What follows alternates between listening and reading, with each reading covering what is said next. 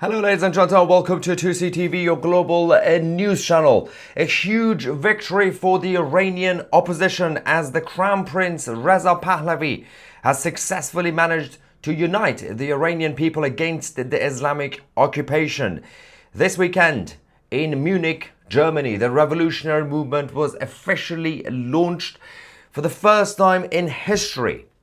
All opposition groups and representatives of different groups in Iran, left-wing, right-wing, non-political, got behind one person, Reza Pahlavi, the Crown Prince. Now, this isn't about Reza Pahlavi returning as king or monarchy returning to Iran. That's not that, and it's actually very difficult to even picture that in the 21st century. This is simply about the priority, which is the Crown Prince finally being the figurehead for the revolution, the main opposition leader, to also help lead the transition government, which then will result in a referendum, and it will be up to the Iranian people what they want to do in that referendum. It's up to them to pick whether they want constitutional monarchy back, which personally I think is still very difficult to see how that can happen, because not everybody wants monarchy back, or whether they want a parliamentary democracy or a republic or whatever the system that they want.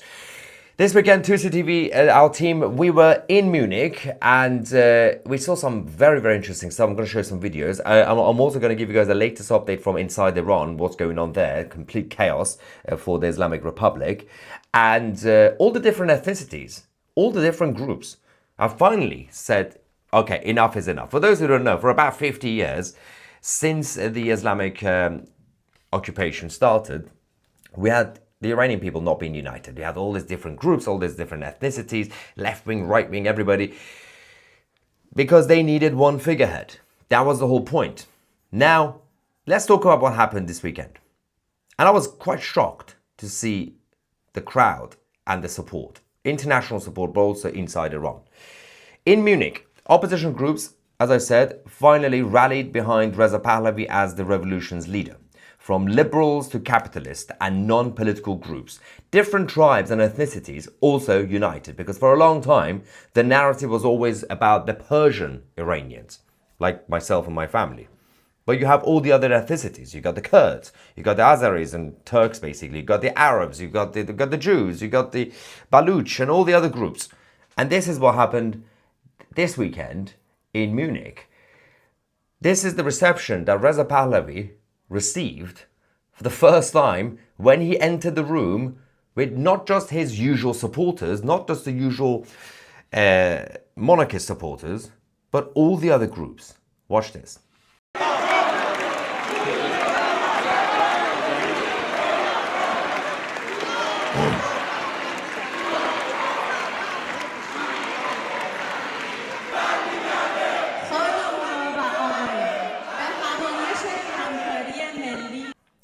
Now, the key point about this is that we always talk about the different ethnicities in Iran, but also when it comes to different religious groups, one group that needs to be also prioritized massively is the Zoroastrians. The Zoroastrians, the original Persian Iranians, not just as a religious group, but also as a tribe, as an ethnic group, have been completely undermined and destroyed over the last few decades. They need to be prioritized as well, and they were. You have representatives from these guys, you have representatives from the Christians and all the others, and you know, of course, the freedom of religion is one of the most important points for a country like Iran. And they had it back in the day. They need to bring it back. Everything that they want, they've already had. Human rights. Firstly, Cyrus the Great, the first charter of human rights. Even in the 20th century, Iran was the first country in the Middle East to introduce constitutional, parliamentary democracy and constitutional monarchy. So people actually could have a vote. For the first time, they had the Iranian nation having not just democracy, but actual equality under the law. All these things used to happen. So you're simply bringing it back. You're not introducing a new concept. Unlike, for example, Iraq or Libya or Syria or all these countries, people don't know what to do with that level of freedom and power. Opposition groups, all the Iranians and others obviously also wanted to show their solidarity by signing a wall that existed. I also decided to go and put the 2C TV name on the wall. You're now part of history. Watch this. And I'm going to talk about the plan as well, because obviously the Crown Prince also made a speech and outlined the plan. Yeah, there we go.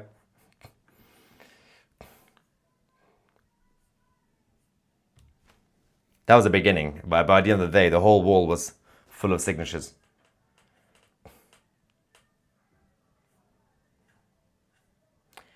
Now, of course, inside Iran, the clashes and the fight against the Islamic occupation continues. There's a lot of people who could do with a bit of support, but right now they're not getting that support from the international community, apart from, of course, Israel as the only state that actually proactively and openly supports the Iranian people.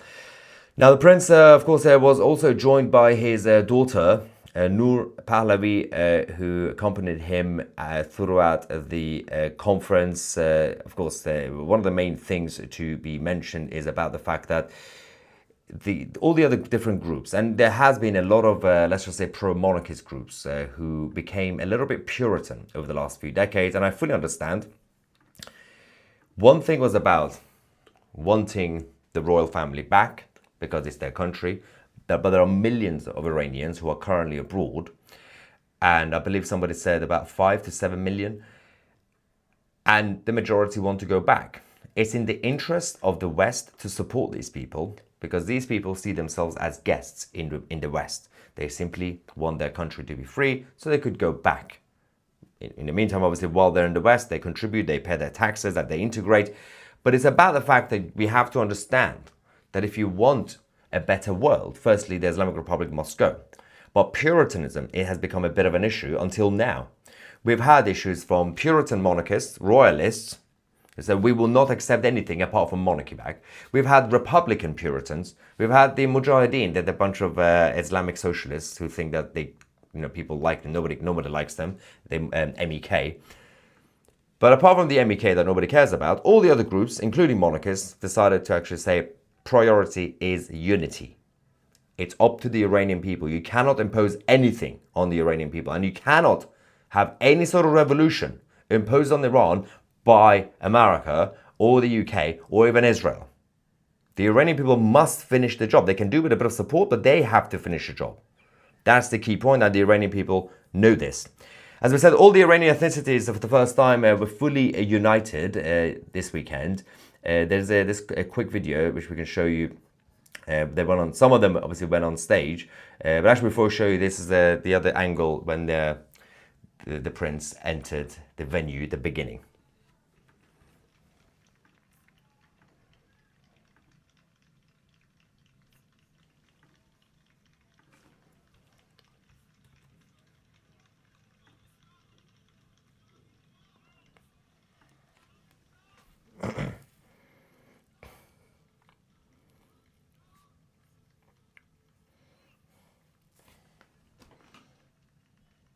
They're chanting King Reza Pahlavi.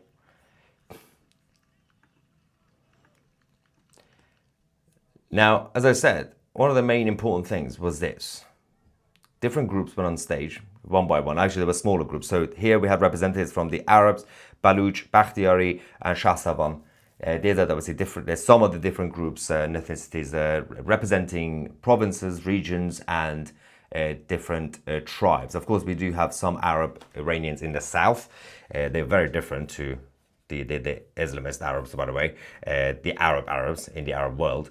But it was interesting to see the solidarity. For those who understand what the Iranians have gone through and the opposition groups have gone through, this was quite fascinating to see. And the support for each other. Different accents, different regions, without mocking each other, without fighting. It was something else.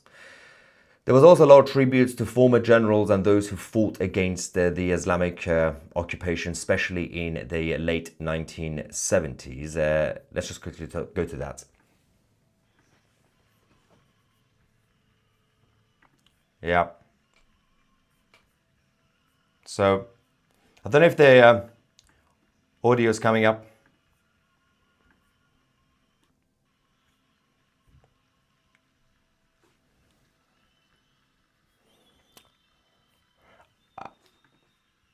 Trying to see.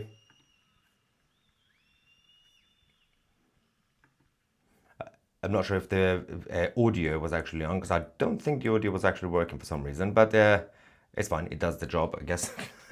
Having said that, there was also a lot of other groups, different speeches made by families of those who have lost their lives over the last 4 to 6 years or so. But the plan was absolutely fascinating. The plan outlined by the Crown Prince to finally increase the network of support for people inside and outside of Iran, because it's about time that the Iranians who care about their country, who are inside the country and outside, actually unite as well. Because there's been some clashes between some Iranians inside and some Iranians outside. So the Iranians inside are basically saying, oh, you Iranians outside, you're so basically different now, you don't really care. The Iranians outside keep basically telling people in Iran to rise up. And all that's been going on for decades and decades. But that is also changing. And the network of support, one of the key points that the Crown Prince mentioned was the confirmation of over 50,000 IRGC members who have now defected to the revolution. This has now also been verified by the international media of all places. Even the mainstream media have now verified that information. There is now a secure platform for communication between the Crown Prince and his team and those who have defected from the armed forces of Iran, the Islamic Republic. That is just the beginning. Nothing is happening yet, because this is about the coordination right now. Meanwhile, inside Iran, attack after attack. IRGC members keep getting assassinated. There are targeted attacks happening in different buildings, different infrastructure, government departments. That is still happening. The media is not reporting this. Of course, we've been reporting this. But the attacks are coming from different angles. Some would say some of them might be Mossad operatives. Some would be the anti-IRGC Iranians. You also have clashes from the Sunnis. The Sunnis are kicking off as well. There's a Sunni group that, took responsibility for an attack at a courthouse in Zahedan. 5 confirmed dead, 13 injured. This was an attack on the Islamic Republic, but by the Sunnis, because they don't like the Shia regime in Sistan and Baluchistan. Let's quickly go to that video and see what happened.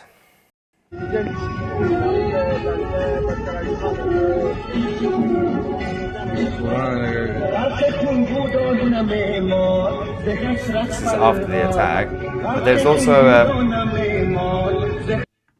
if we could I'm just going to find you the clip from the moment of the attack as well.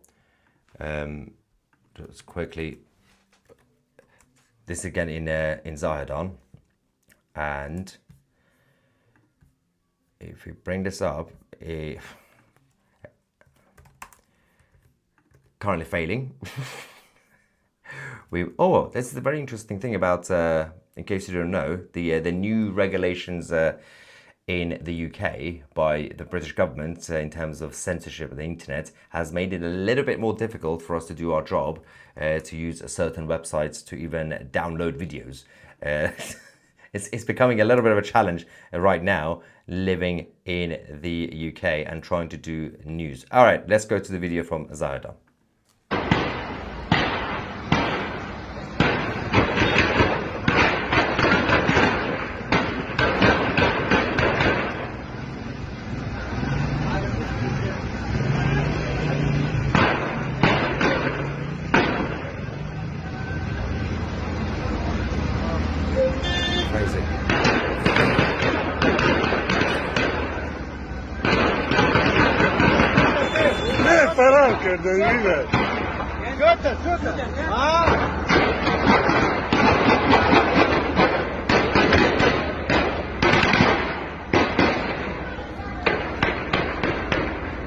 Crazy.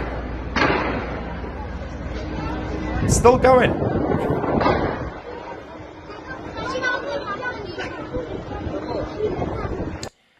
So yeah, that's the latest from Sistan and Baluchistan in Iran. The gunmen were shot eventually at the end. There's been a number of other assassinations against, of course, the Islamic Republic.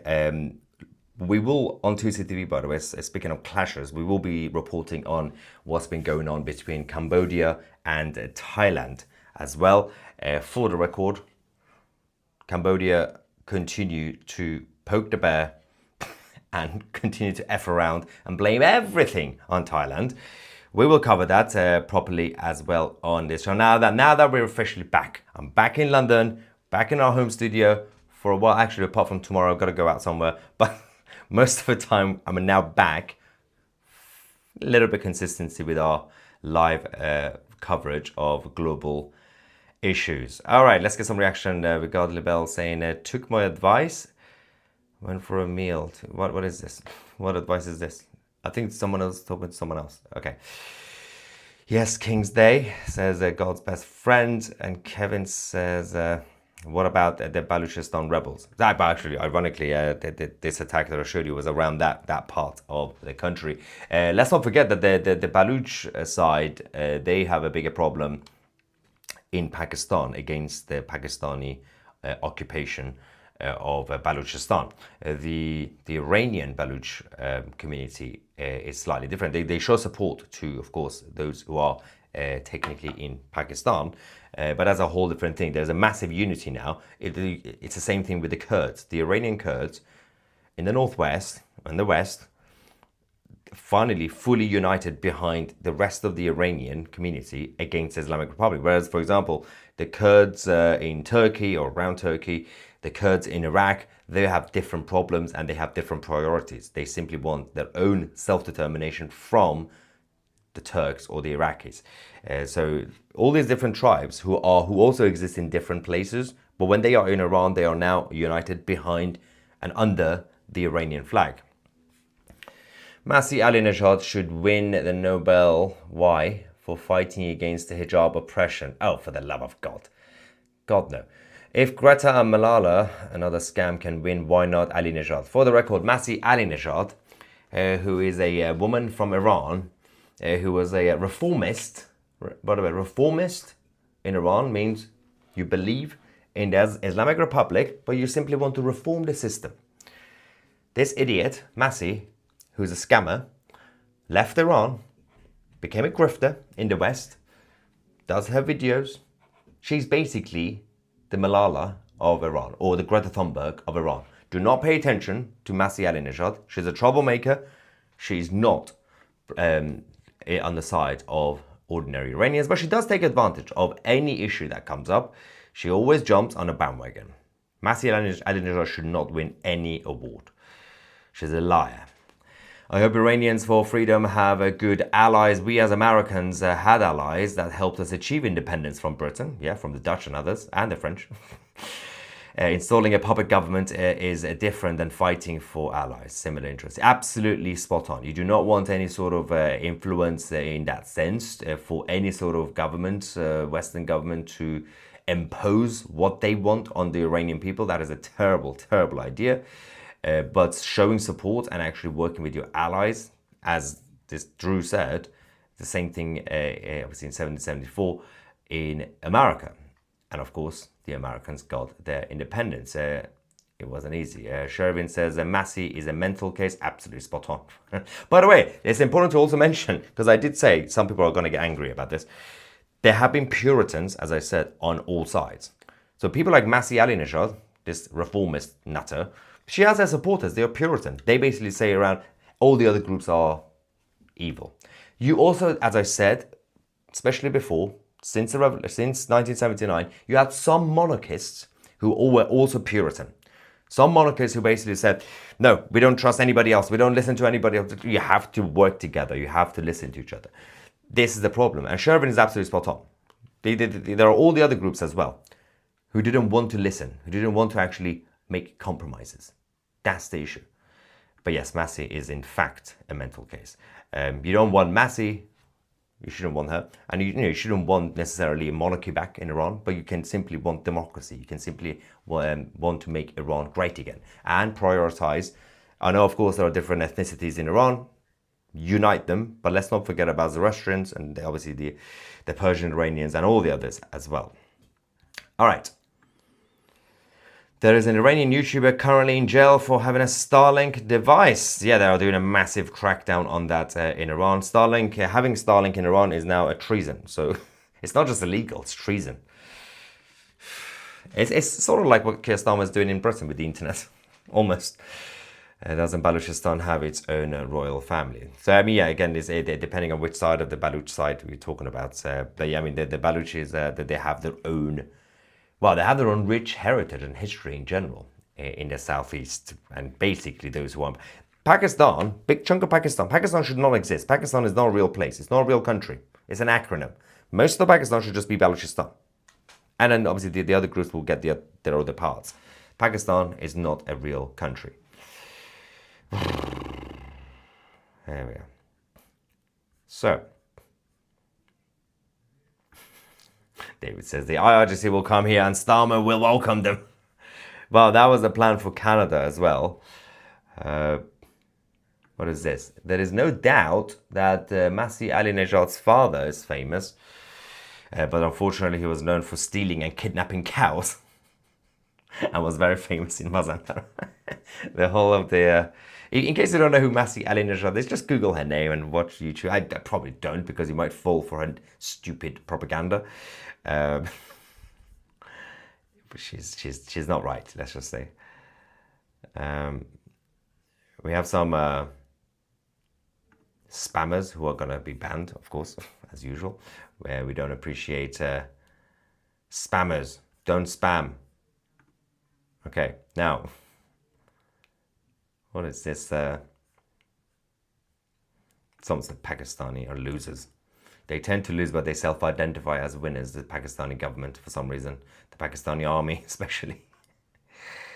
What is this? Pahlavi is the beginning, not a particular fan of monarchy, any more than tyranny with Tucson.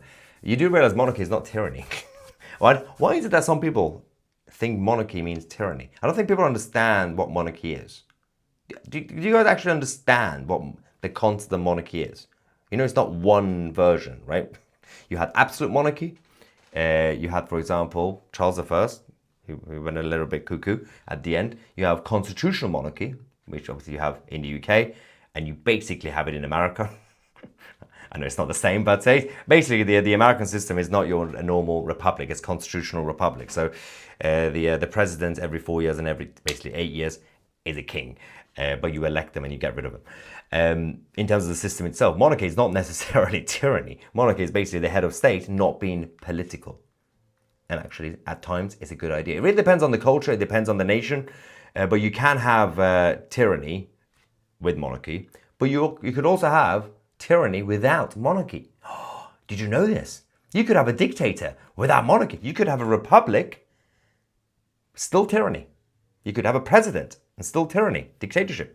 So it's not really like that. The concept of monarchy, especially in modern days, it's simply about the head of state not being elected, not being political, but obviously symbolically having links with some sort of bloodline or whatever. It's very difficult to, if you create a new country in the 21st century, you would not create monarchy. That's weird. You can't bring monarchy into a new system, in a new country. Canada is a constitutional monarchy, for example, and you know, still technically a democracy. But those countries and cultures that have had monarchy, and in regards to any sort of history, unless they are ready to move on, constitutional monarchy is the best system for those countries. So, 2CTV, to US citizens, anything monarch is a tyranny. Anything not us is a tyranny. Well, that's not how it works. But, for example, would you consider Switzerland as a tyranny? You know, Switzerland has a different system to America, for example. That's not how it works. And I'm still a big defender of the American system. The American system is the best system. It's the most successful human experiment we've had, the United States. But each to their own. Each country, each culture, each nation, each tribe, at any point will require what's best for them. You can't replicate your favorite system in every country. If you're pro-monarchy, you can't just force monarchy on all countries. And if you're pro-republic, you can't just force republic on all countries at this time. 50 years from now, a country that's basically right now constitutional monarchy is best for them, it might not be. Actually, you could make an argument about Iran, even right now. It's difficult to see how actual monarchy, constitutional monarchy, could come back. But a version of that, a very symbolic version, perhaps. Other than that, it's simply about the will of the people. It's always about the will of the people. I do believe if, for example, a culture, a country, a nation, actually, as a whole, but by large, if they all believe that they want dictatorship, and by the way, dictatorship is also another interesting word, because dictatorship, obviously if you're pro-democracy, by default, dictatorship is bad because it will be dictating on you what to do, right? But dictatorship doesn't also have to be complete tyranny. It's very, I mean, there's only been like one or two examples.